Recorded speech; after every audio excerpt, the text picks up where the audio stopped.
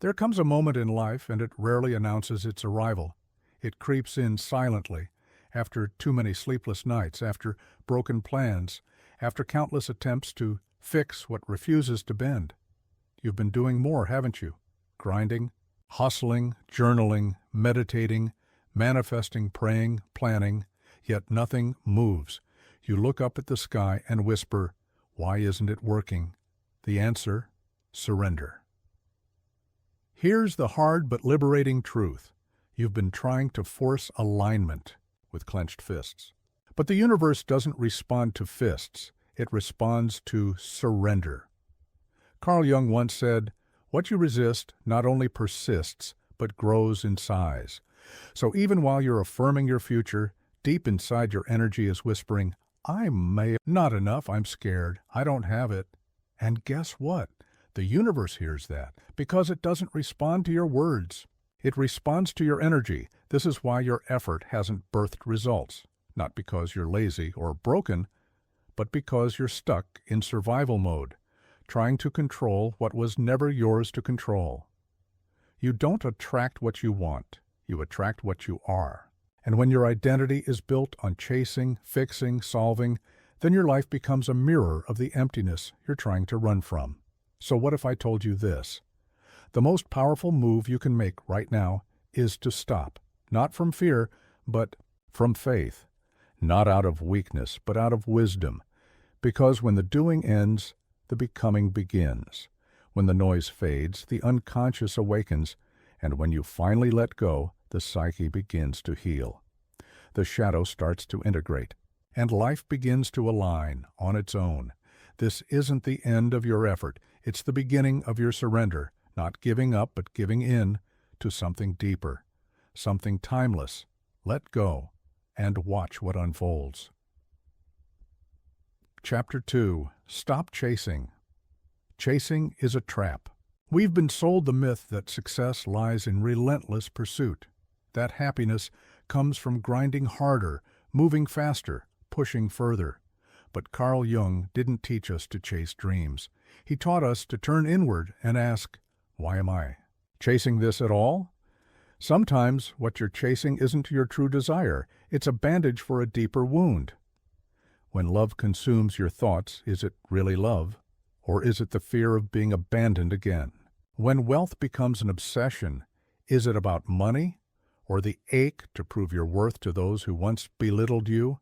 Jung's brilliance wasn't motivational. It was confrontational. He said, until you make the unconscious conscious, it will direct your life, and you will call it fate. That means if you don't face your wounds, they'll shape your desires without you even knowing. So you'll keep chasing illusions, thinking they'll complete you. But life doesn't give you what you want. It gives you what you are. And if you are fragmented, wounded, desperate, every goal you chase will slip away. Because the energy behind your effort says, I'm not whole, I'm not worthy, I need this to feel enough. The universe hears that. You say, please give me love. But your vibration says, I don't have it. And so the universe responds, you're right. People burn out chasing relationships that never work, careers that drain them, validation that fades, not because the goal is wrong, but because the self behind the goal is bleeding. The obsession was never about the thing. It was about what you thought that thing would fix. But here's the truth. If you got what you wanted today, you wouldn't be able to hold it because your hands are still shaking with old pain. Jung wasn't here to help you manifest from ego. He was here to help you integrate your soul, to stop chasing and start facing the part of you silently screaming, I'm not chasing success, I'm chasing wholeness. So before you ask the universe for more, ask yourself, what part of me still feels empty? Because once you heal that, you'll stop chasing what was never meant for you and start attracting what was. This isn't about abandoning your goals. It's about purifying your motives, becoming the kind of person who no longer needs, because they've already become whole. Only then does the universe stop testing you and start trusting you.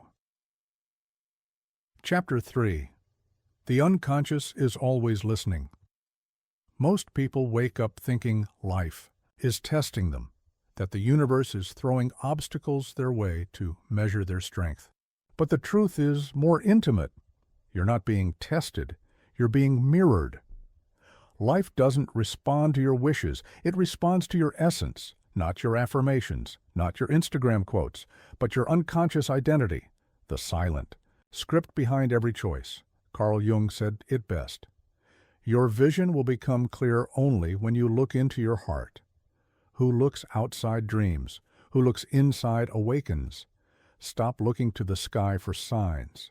Start reading the signs within your soul. Because here's the brutal truth. If your unconscious is filled with fear, trauma, and unworthiness, you could write affirmations in gold ink. It still won't land. Because deep down, you don't believe it. And the unconscious? It hears everything. It never forgets.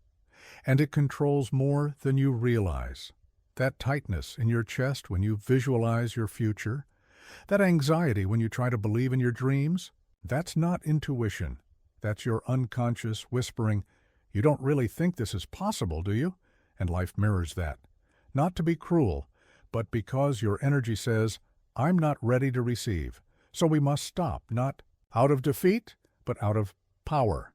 We stop begging, stop obsessing, stop burying chaos under layers of forced positivity, because real power is in presence, in slowing down enough to hear the quiet voice of your own psyche. When fear arises, don't suppress it, sit with it, decode it. Every fear is a message, every doubt is a signal. The question is, are you brave enough to listen? And here's the paradox. When you stop interfering, when you stop forcing divine timing with human impatience, that's when everything begins to shift. You're not here to chase alignment. You're here to become it, and becoming begins in stillness. Chapter 4. Detachment isn't giving up, it's awakening. Let go, not out of defeat, but awakening. Not because you've given up on the outcome, but because you've realized, I was never meant to control the world.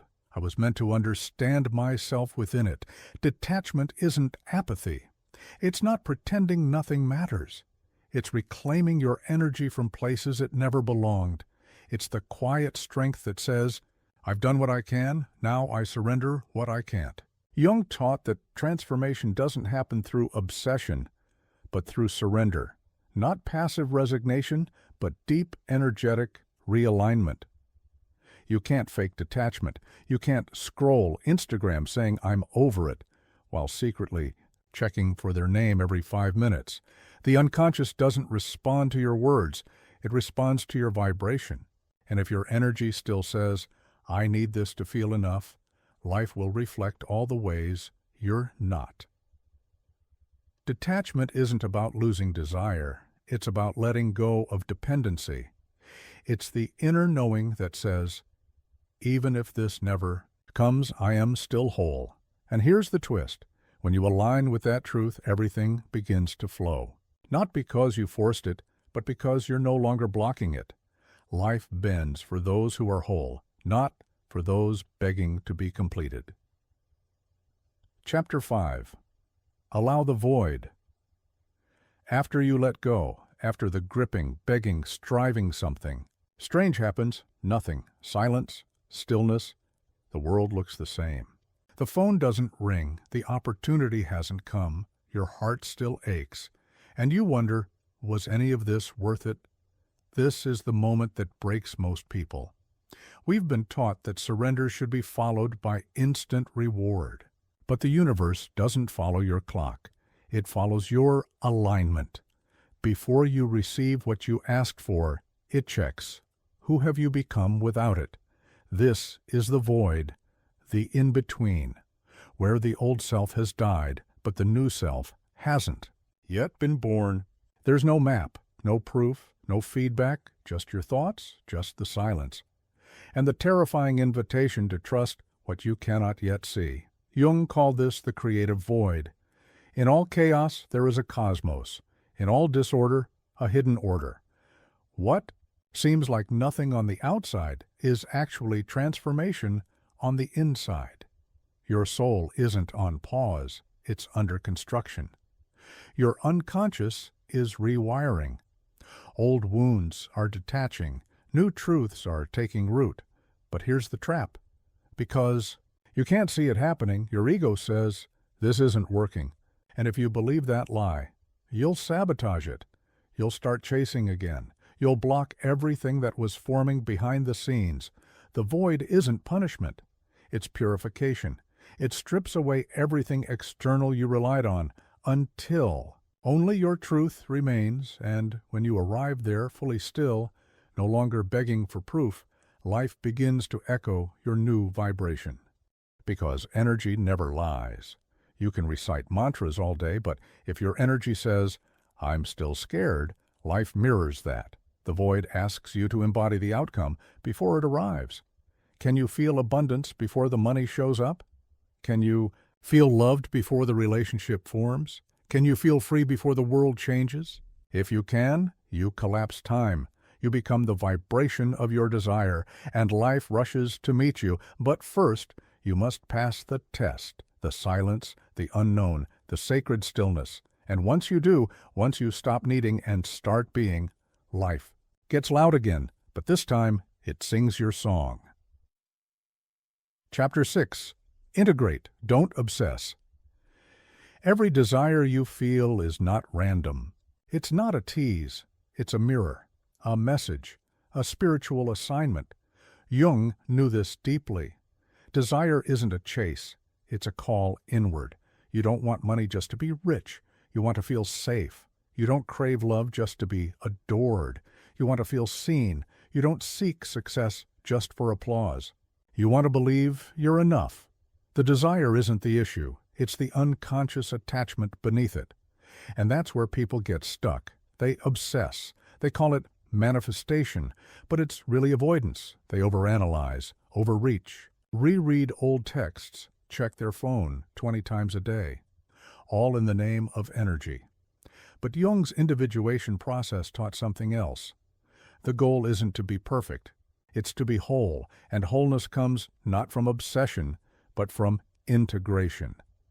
Integration means holding both your light and your shadow, owning your strength and your insecurity, facing even the parts you've tried to hide, because once you do, you stop needing life to complete you. You become complete on your own. Let this truth settle. You don't attract what you obsess over. You attract what you've made peace with. So next time you feel the urge to chase, pause, not from fear, but from mastery. Breathe. Ask yourself, what part of me still believes this thing will complete me? And once you heal that, you won't have to chase what's meant for you. It will come, because it already belongs to the version of you who has become whole. The ego wants control. The soul wants peace. Something powerful happens the moment you realize you are already whole, not lacking, not broken, not behind. The desperation dissolves. In its place rises a calm clarity and a quiet magnetism. You no longer need the world to validate your worth. And ironically, that's when it starts responding to you differently, because your energy now says, I am already it. I am already there. That's the difference between chasing with desperation and magnetizing from alignment. Sure, you could keep reaching, analyzing every sign, or you could do something radical. You could be still, do nothing, and let life catch up to the version of you that has already arrived. Because once the inner work is complete, you stop chasing. You don't even need to ask. You simply allow. You simply receive. You simply are. Let's be honest. That part of you refreshing the inbox, watching the clock, rereading old messages, that's not your higher self. That's your ego, panicked, grasping, terrified of the unknown. The ego hates uncertainty. It needs control to feel safe. And when it can't get that illusion of safety, it spirals. It floods your nervous system with fear and calls it intuition. But that's not intuition. That's insecurity wearing a spiritual costume. Carl Jung lived this tension. He didn't just study the battle between ego and soul, he walked through it. The ego demands proof. The soul whispers truth. The ego says, I have to control this, so I don't get hurt again. The soul replies, I've already survived worse. Let's flow. Here's what most people never learn. The ego seeks outcomes. The soul seeks alignment. The ego wants to know exactly how it'll happen. The soul just needs to feel that it will. Because the soul isn't chasing, it's remembering. Carl Jung once said, the privilege of a lifetime is to become who you truly are. And who you truly are is not the version of you panicking over timing.